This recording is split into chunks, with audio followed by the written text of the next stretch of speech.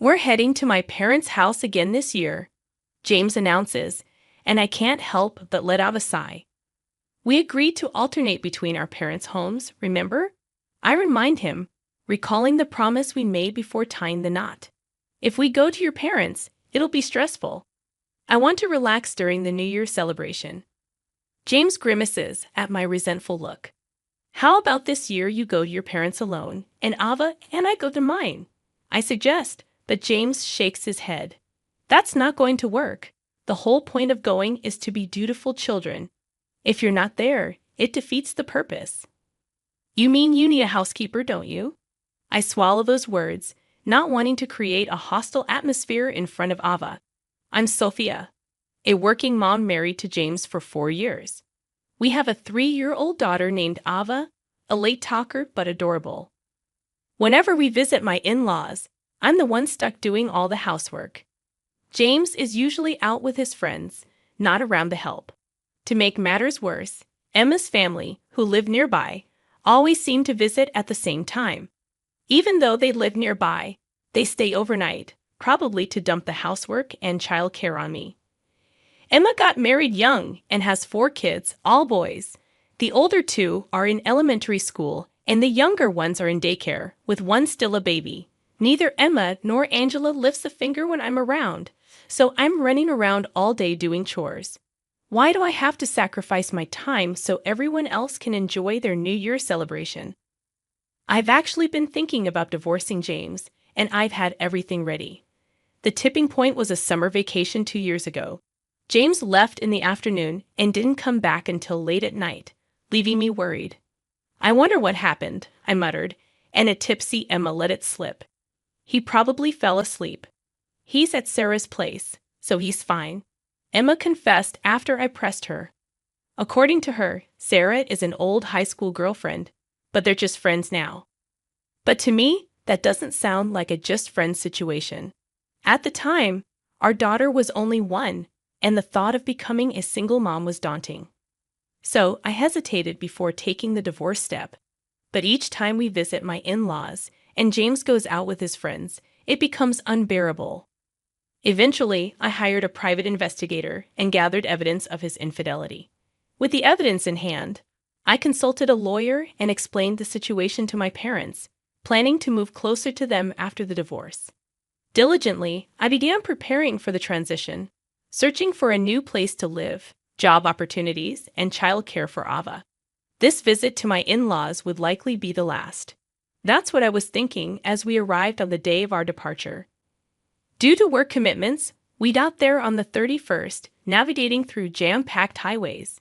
As soon as we arrived, Angela wasted no time. "Could you make lunch right away?" she demanded. Still holding our travel bags, frozen in place, I heard her directive. "Just make something simple," she added before swiftly retreating to the living room. I was prepared for this, but it still stung. I stowed our bags in a corner of the living room, turned on a device, and donned my apron. I should have turned it on sooner, I thought to myself as I quickly prepared a variety of dishes. But just as I was about to sit down to eat, Emma whisked my plate away. "I'm breastfeeding, so I need to eat a lot. I'll take Sophia's portion too," she declared, and before I knew it, all the food I prepared was gone. But that was my portion. When people are too shocked, words often fail them. I could barely muster a complaint. James, who had finished eating, chimed in, "Sophia, it's fine to skip a meal once in a while," siding with Emma. She quickly started eating my portion, adding, "Exactly. Oh, the baby's crying. Can you hold him?" she said, pointing at the baby while chewing her food. Meanwhile, Angela urged, "Come on, Sophia, hold the baby." My in-laws were watching TV, sipping coffee, and James was lounging around. I hadn't sat down since we arrived. As I walked around holding the fussy, sleepy baby, David yelled, "I can't hear the TV. Take the baby outside until he falls asleep." Finally, when the baby did fall asleep, Angela summoned me to wash the dishes and then go shopping. The catch? We have to pay for everything, and they even request high-end ingredients and pantry staples. With all these adults around, no one helped clean up. I've been treated more and more like a housekeeper each year, and I couldn't help but give a dry laugh. That's when Emma dropped a bombshell. Great, we've eaten, so we're going to the countdown. Take care of the 4 kids, will you? As Emma was about to head out, I hurriedly stopped her. Wait, you mean the New Year's countdown? You're leaving now? It was just past 2:00 p.m. Yeah, the venue is a bit far, and we don't want to lose a parking spot. Plus, we don't want the kids to find out, she explained. No wonder Maddie, who had been fiddling with his phone, was gone. Emma and her husband wanted to go out without the kids. I have to go shopping. Please wait until I get back, I pleaded. The moms are here, so it's fine. Emma reassured me. Just when I thought it might be okay, Angela said something outrageous. Oh, David and I are invited to a neighbor's place. David already left, and I'm leaving soon, so Sophia, please do a thorough cleaning before we get back. Even my in-laws were leaving me stunned. I didn't know what to say. But Emma suggested, why don't you take the kids shopping? I was shocked and replied, my car can't fit 5 kids, and we don't even have enough car seats. Just have the older ones hold the younger ones. That's what we always do, she said casually. It struck me then. Their car was also a 5-seater. Could it be they don't use car seats? I was too scared to ask. Or you could leave the baby since he's asleep. If you hurry, he'll be fine, Emma added. I can't leave a baby alone, and I have multiple stops to make, I protested. As I insisted, Angela became furious. Come on, Sophia, stop complaining. Emma is usually tired from taking care of the kids. Let her relax for once, she retorted. Then, Angela, please stay and watch the kids, I countered. I can't. I've already made plans with the neighbors, and my knee hurts, so I can't take care of the kids. Angela easily deflected, even when I pushed back. Then James stepped in, wearing a coat as if he's going somewhere. Hey, Emma, can you ask Sophia for a favor? He requested, but it seemed impossible. James, can you at least watch them while I go shopping? I'm going with them, so I can't, Emma replied. My mind went blank at James's words. What was decided from the start that the 3 of them are going? What about Ava and me and Emma's kids? As I fired off questions, James got annoyed. Stop nagging. Just do the housework, Sophia. That's what a daughter-in-law is supposed to do, he said dismissively. I was about to explode with anger. Maybe I'd been too patient all this time. Just as I was about to yell, Emma's kids, Michael and Thomas, came in. Are the moms going somewhere? We want to go too. It's not fair. Let's all go, they protested. They must have figured out their parents were going somewhere and started making a fuss. Good, keep it up, I muttered to myself. The kids continued. Why don't we all go? I suggested with a smile.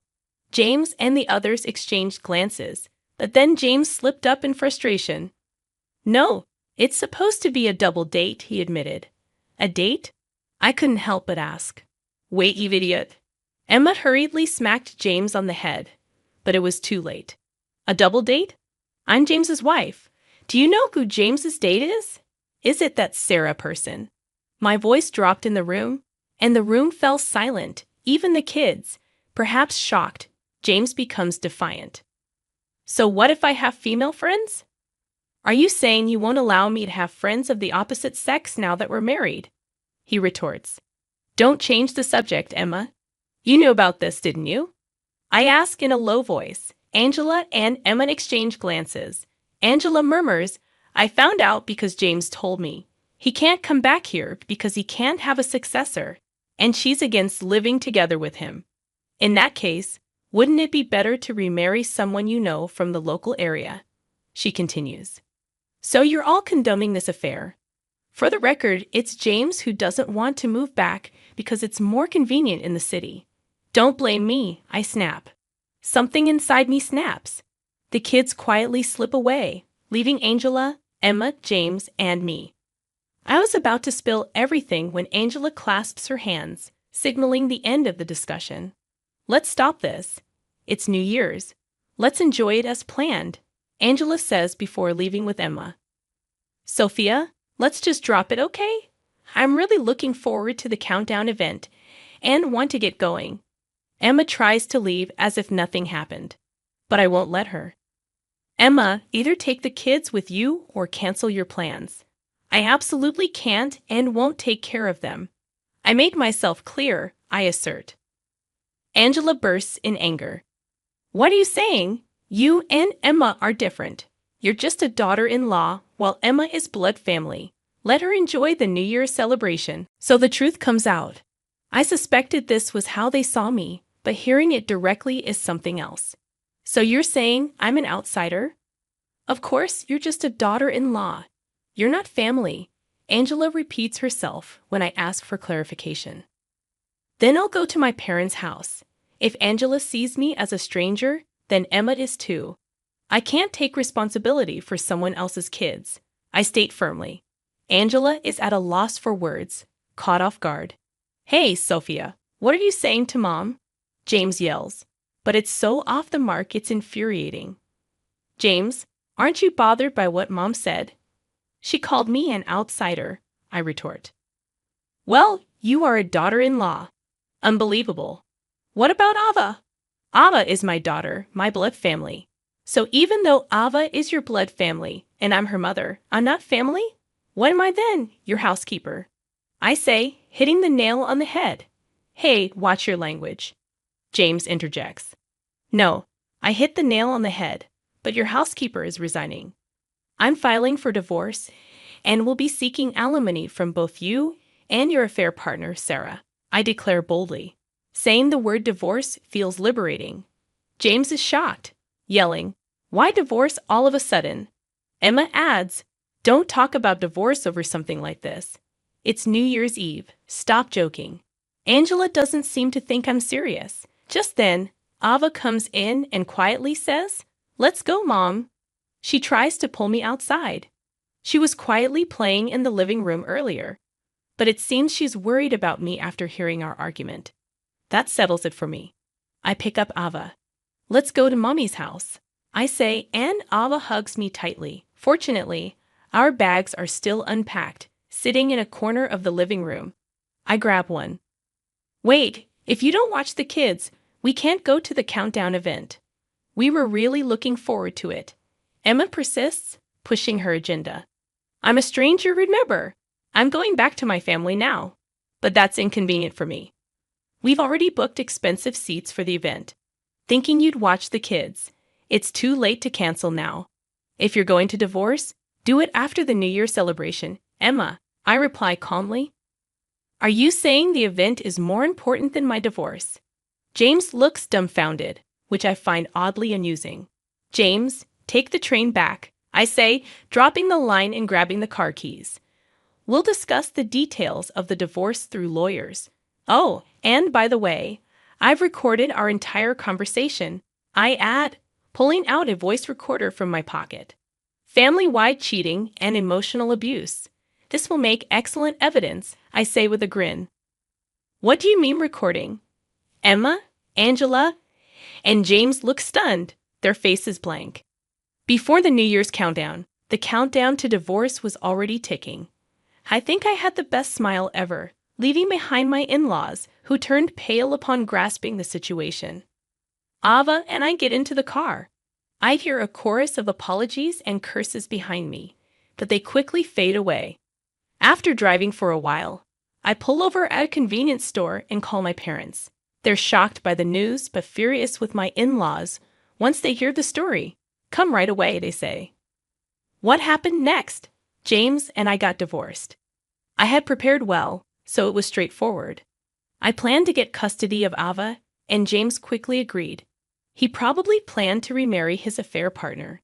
However, she dumped him, saying she didn't want to be treated like a housekeeper in his home.